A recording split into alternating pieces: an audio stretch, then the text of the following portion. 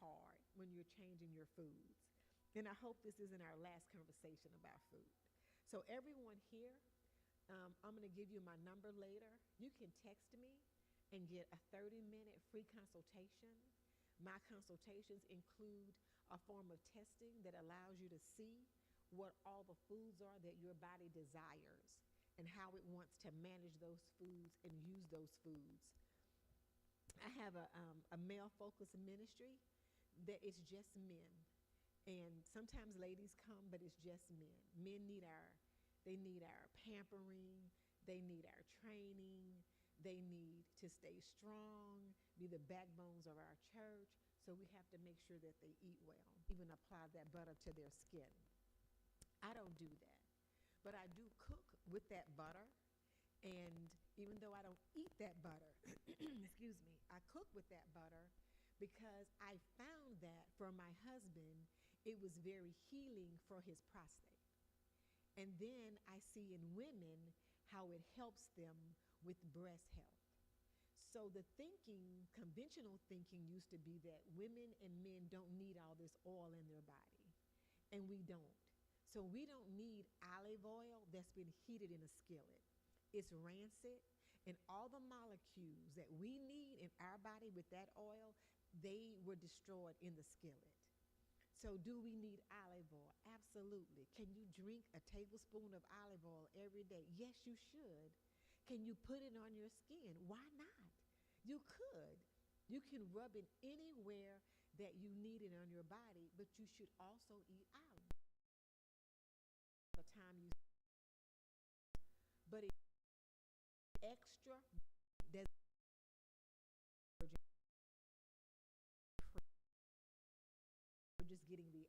they're just getting the oil out of the olives.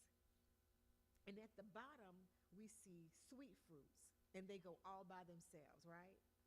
So bananas and dates and prunes don't ever get combined with any other food. And then acid fruits and subacid fruits, they go together.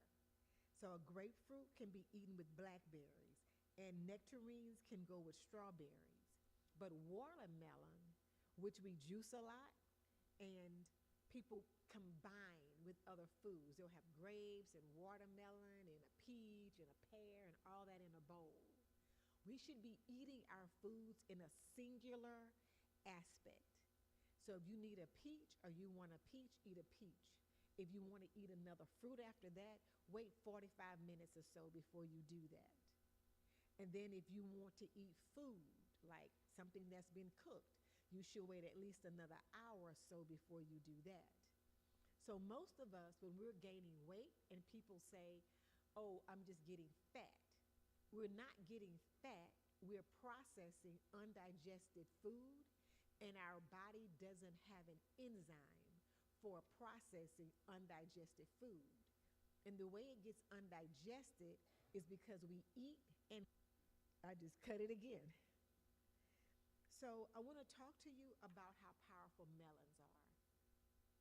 So melons have the ability, either juiced or with their fiber, to take care of any growth that we have in our bodies. And melons get overlooked a lot because we're putting salt on them, and sometimes people add sugar to them. But everything they need is already in them.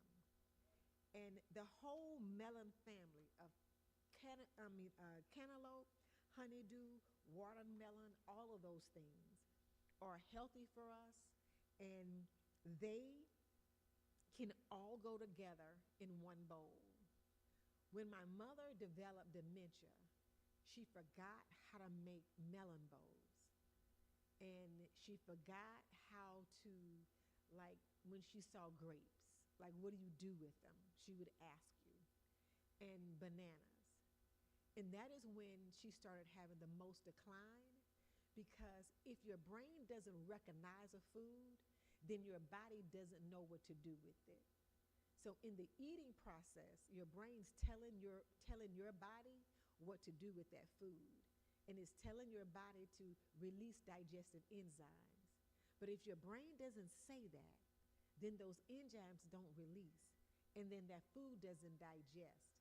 It just becomes something that's like smelling like the old trash on the other side. I can't think of a more powerful thing that can happen to a person than to learn how to combine their food right and buy organic food and eat it. We still wash all of our organic foods. You can use apple cider vinegar or regular vinegar, but they still need to be cleaned. There are 10 things that I tell my clients all the time that can make them sicker. One of them we can do something about, and the other ones we can't. They are number one, the flu shot. So every client I've and so sometimes people and so sometimes people overjuice and then they're creating that same anti. There are times when we need antibiotics. Drink it and okay, I see some hands. It's bubbly when you drink it. So a lot of people say, "Hey, it's bubbly." Like, why is it bubbly? It's bubbly because the minute you open that top, and those probiotics, those digestive enzymes that are in there get going, they're ready for you to go ahead and drink them. And you can feel better when you do that. And people lose weight and they heal from using that. And then another thing that's very hard on our body is antihistamines. So they're anti us, right? But we have every green food can act like a histamine for you. You can scratch a lemon and like smell it, and you'll feel like you had a histamine if you think you need a histamine. But histamines are actually, the releasing of that is actually because of how the food is combined improperly. But when you eat something that goes together, like beans and rice, you don't have that response at all. And beta blockers for high blood pressure.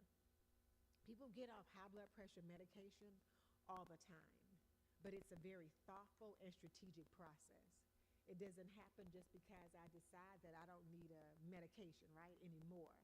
If your doctor prescribes it, we stay on it until our food has perfected that process of how the blood pressure is going to regulate itself. But most people have blood pressure because they're eating foods that have been in a microwave or air fryer or cooked over 285 degrees. And all foods in restaurants are cooked over that temperature. And so our body can't recognize it. And it's not that we have the disease of high blood pressure, but it's our body trying to force what it sees as being bad for us out of us. And then know as soon as I get to the office, I need to take me a probiotic so that I can take that out of my gut. Get that feeling so I don't have it all day by populating it with good gut bacteria. And then antidepressant medications. So I've been on antidepressant medications before. When I didn't know that I had celiac disease and I didn't know what it was and I didn't understand gut health, I experienced extreme bouts of depression. And every time I went to the doctor, they told me that it was in my head. And I watched a documentary that said it was in my gut. And so I had relief thinking, I'm not depressed.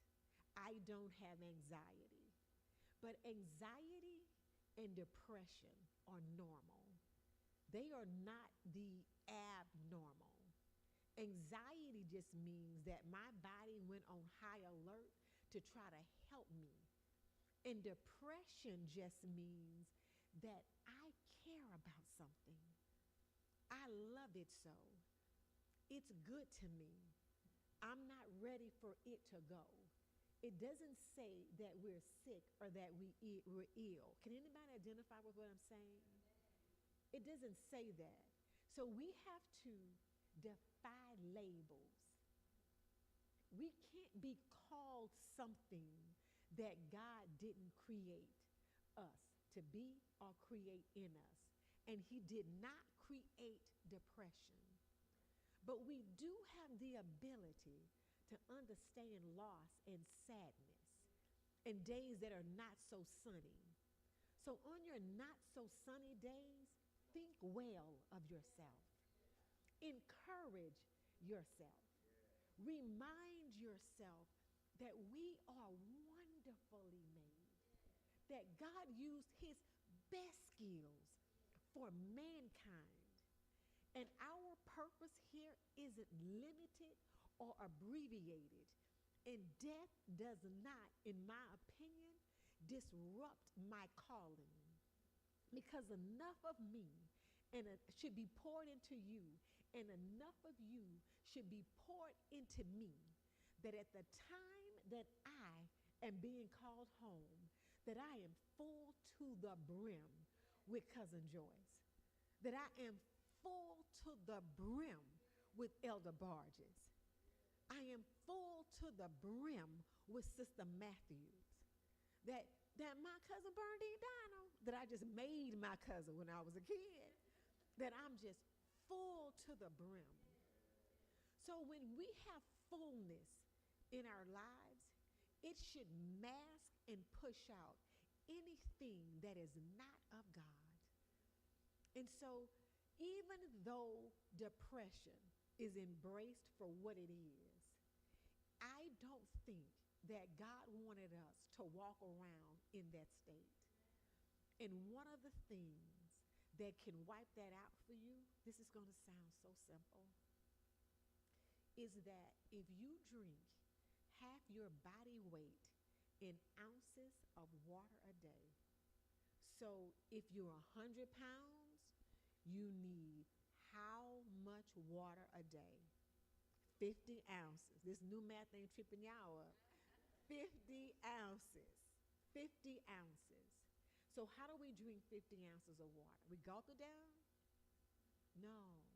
We take a swallow, we hold it in our mouth, let it absorb through our mucous membranes, and then we swallow it. And then we wait a few minutes, and we can keep doing that like with a bunch of more swallows. But gulping only creates a dehydrated body, and a dehydrated body creates diseases and discomforts. But people that master the water drinking, they master not having discomforts. So I'm going to be quiet and I'm going to ask for questions.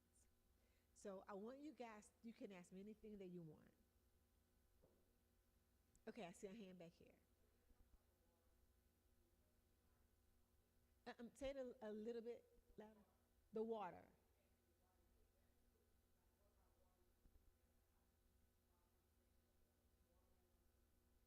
So we're eating them also with fiber. So that hydration is getting used up quickly. And water does a different thing, right? So that water, when we're saying that, you know when you have enough water, you have to go to the bathroom. You know when you don't have enough water because you feel like parched, right? So if you start drinking half your body weight in water and you feel like you are literally, and you're holding in your mouth for 15 seconds, and you feel like you're literally like having to use the bathroom so much, then just back down. And so the rule for half your body and your body weight applies to children too, but we use it more in the summertime when they're out of school and they're just like running around in the heat and doing all that. But kids can use a little bit less water, but they need it. So we know that children who are poor learners, their learning increases when they drink water, especially when they hold it in their mouths. Are there any other questions? Yes, sir.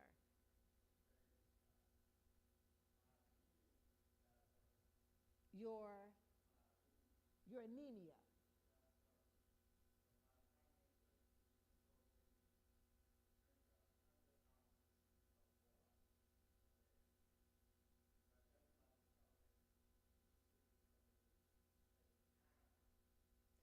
Okay, so two things. I've been anemic before, and water really did help my anemia. But the reason why water helps our anemia is because it's helping to transport nutrients into our cells. So that's why it's helping. So how much do you weigh? You weigh 181. So she was rounding you up to 200. And then she's saying, hey, you can drink 100 ounces of water. But if you start drinking 100 ounces of water and your urine starts looking like water, it means A, you're losing electrolytes, and B, you don't need that. But but you shouldn't necessarily be iron deficient.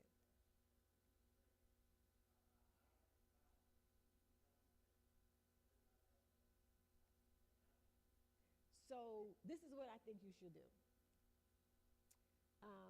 I'm going to give you a free test, and I'll tell you in my office if you're iron deficient. And and the report that I give you will tell you all the food that you need to eat, right?